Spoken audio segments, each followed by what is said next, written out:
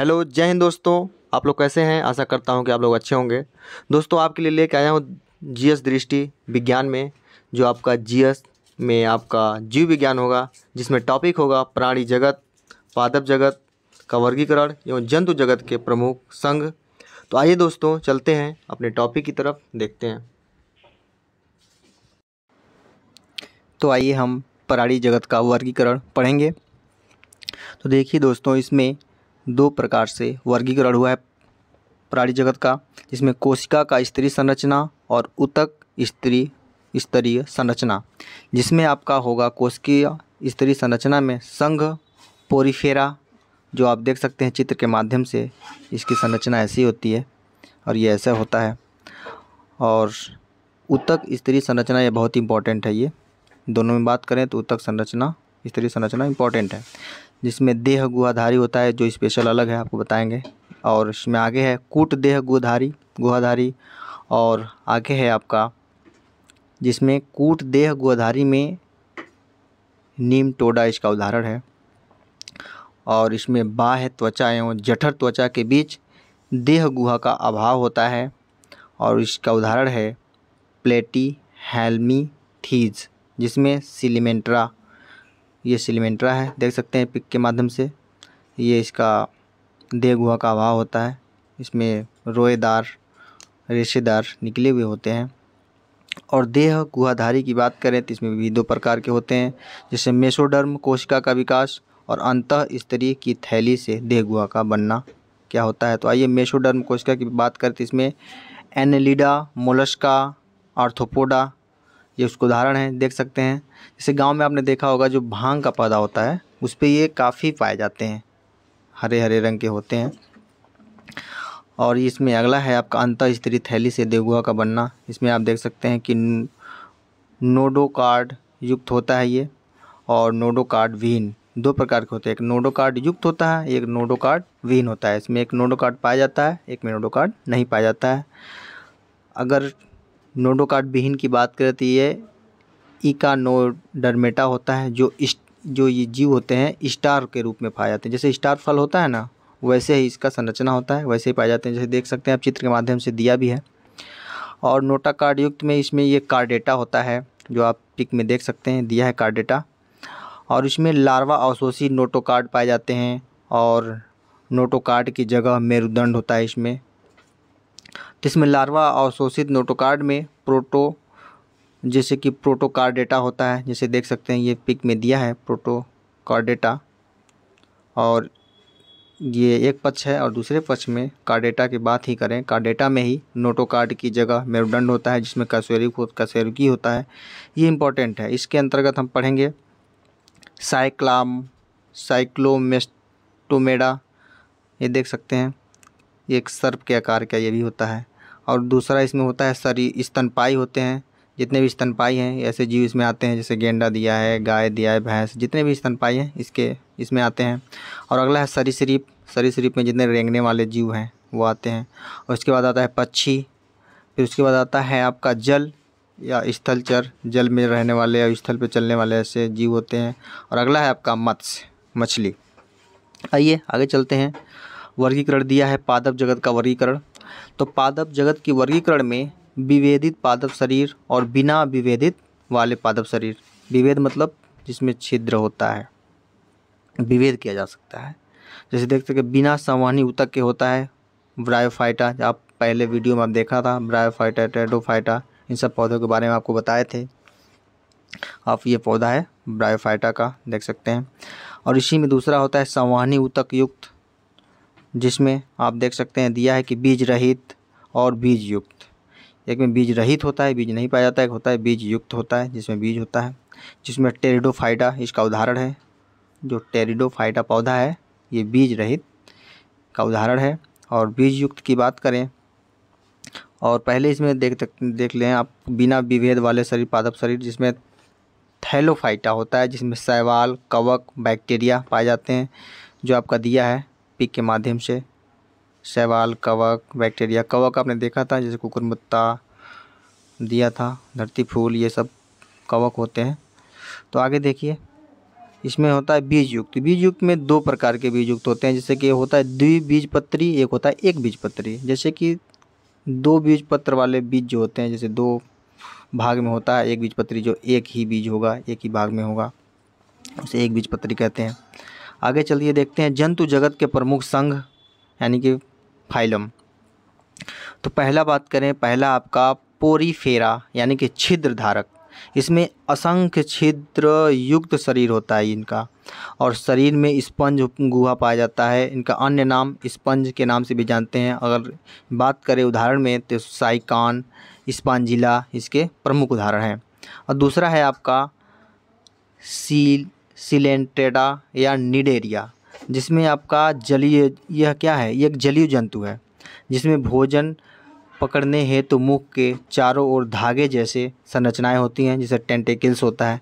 देख सकते हैं आप, ये चित्र के माध्यम से दिया है कि धागे रेशे जैसा है, ये जीव है, इसको इसी से ये भोजन अपना पकड़ता है। और ये उदाहरण की बात करें तो मूंगा, हाइड्रा और जेलीफिश सी एनीमोन होता है। हाइड्रा जानते ही हैं, ये भी एक जलीय जीव है, एक तरह पौधा होता है जिसे जीव के रूप में जाना जाता है। जहाँ से काट दें वहीं से पनपना स्टार्ट हो जाता है। और आगे देखिए जंतु जगत के प्रमुख संघ यानी फाइलम। अब जंतु जगत की प्रमुख संघ की बात करें क्या क्या है, इसमें आपका तीसरा है टिनोफेरा, जिसमें सिलेंटरेटा से गहन संबंध होता है इसका। ये जो इसका आकार होता है ना, ये कंघी के अनुसार होता है। जैसे कंघा नहीं यूज करते हम लोग, वैसे कंघी के जैसा होता है। ये चलांग अधिकांशतः यह पारदर्शी होता है, जिसको हम ट्रांसपेरेंट एक से दूसरी तरफ इसको देख सकते हैं। उदाहरण में बात करें तो समुद्री अखरोट, काम्ब जेली, जैसे आप देख सकते हैं उदाहरण में ये दिया है, इसका पिक आप देख सकते हैं। चौथा आपका आता है प्लेटी हेलमिन्थीज, जिसमें देह गुहा रहित, मतलब देह गुहा रहित होता है। ये 3 स्तरीय शरीर है, जिसमें चपटा शरीर इसका क्या होता है, चपटा होता है, या उभयलिंगी होता है, और अविकसित पाचन तंत्र होता है। जो इसका जो पाचन तंत्र है अविकसित होता है। और उत्सर्जन हेतु फ्लेम कोशिका होती है इसकी। उदाहरण में बात करें तो प्लेनेरिया या लीवर फ्लूक इसका उदाहरण है, जैसे आप देख सकते हैं पिक के माध्यम से दिया गया है, इसी पिक्चर बनी हुई है। और पांचवा आपका आता है एस्कैल्मिन्थीज, जिसमें ये लंबा होता है, बेलनाकार होता है, अखंडित क्रीम होता है, ये खंड नहीं होता है, काफ़ी लंबा होता है। और इसमें स्पष्ट आहारनाल होता है, जो आहारनाल होता है ना इसका स्पष्ट दिखाई देता है। और नर जो होता है, इसमें का जो नर है वो छोटे होते हैं, और जो मादा होती हैं ये बड़ी होती हैं। और उत्सर्जन प्रोटोन फ्रीडिया द्वारा इसका उत्सर्जन होता है। और यह एक लिंगी तथा आंतरिक निषेचन होता है। ये जो जीव है ये एक लिंगी होता है, और ये आंतरिक, इसका जो निषेचन का कार्य होता है आंतरिक होता है। उदाहरण की बात करें तो इसमें स्कैरिस गोलकृमि या थ्रेड वर्म, वुचेरिया या फाइलेरिया का कृमि है ये। और छठवां है आपका एनेमेलिडा, जिसमें ये लंबा होता है, द्विपार्श्व होता है, और सम्मित व कई खंड में ये बटा होता है। इसका शरीर कई खंडों में बटा होता है। उत्सर्जी हेतु ब्रिक होता है, इसमें उत्सर्जन के लिए इसमें ब्रिक पाया जाता है। और काइटिन से बने सीटी द्वारा इसका प्रचलन है। और सामान्यतः त्वचा द्वारा श्वसन, ये जो सांस लेता है अपनी त्वचा से सांस लेता है, कौन, एनेलिडा।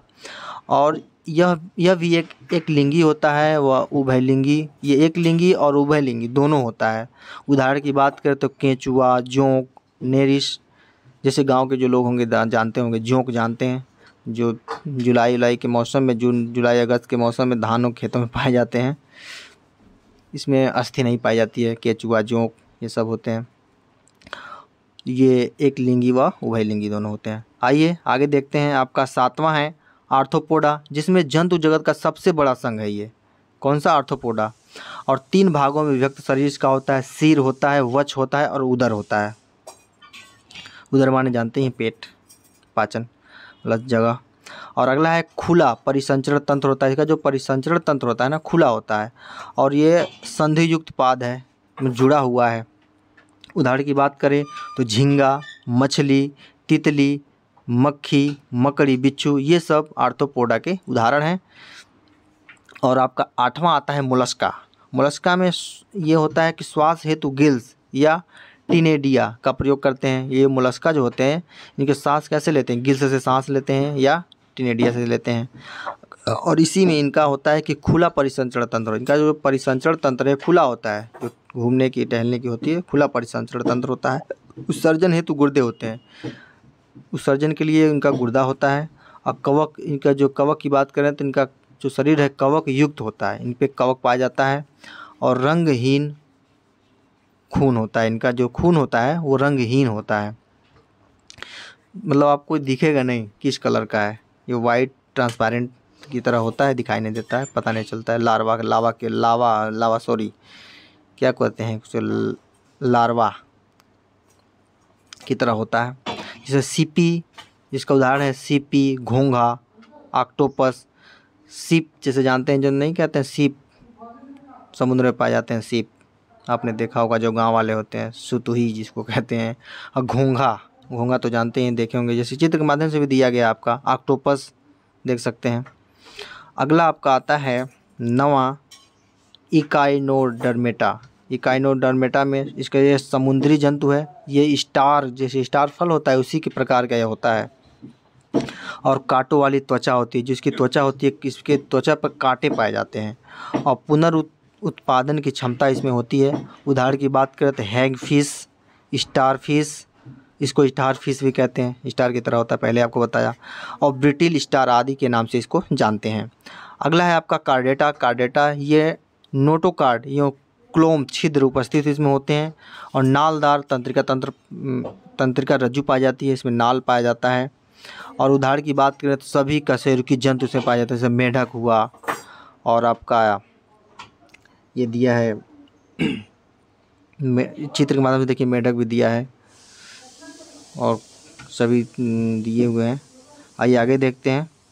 आगे बात करें तो आपका वर्टिब्रेटा संघ, जो वर्टिब्रेटा संघ है इसके भी 6 प्रकार हैं। तो आइए, जैसे कि पहले में आपका होता है मत्स्य। मत्स्य में आप देख सकते हैं कि मत्स्य, इसका सल्क होता है, ये सल्क युक्त त्वचा होती है। असमतापी होते हैं, जैसे कि जो ऐसा मौसम इनका होता है उसी के हिसाब से अपने त्वचा को ये ढाल लेते हैं, उसी के अनुसार अपने शरीर को परिवर्तन कर लेते हैं, इसीलिए दिया है। असमतापी होते हैं। ये द्विकक्षी, इनका हृदय जो होता है द्विकक्षी होता है। और ये क्या कहते हैं, अंडा देते हैं, ये अंडज होते हैं। उदाहरण में बात करें तो ट्यूना और रोहू, ट्यूना मछली और रोहू मछली देख सकते हैं आप, पिक के माध्यम से दिया भी है। और अगला दूसरा आपका आता है साइक्लोस्टोमेटा। साइक्लोस्टोमेटा में इसके जबड़े रहित कशेरुकी होते हैं, और इसमें इल के आकार का शरीर होता है, सल्क रहित चिकनी, और इसकी जो त्वचा होती है चिकनी होती है, सल्क रहित चिकनी होती है त्वचा इसकी। उदाहरण की बात करें तो लैम्प्रे और है मछली, ये देख सकते हैं आप, दिया गया है।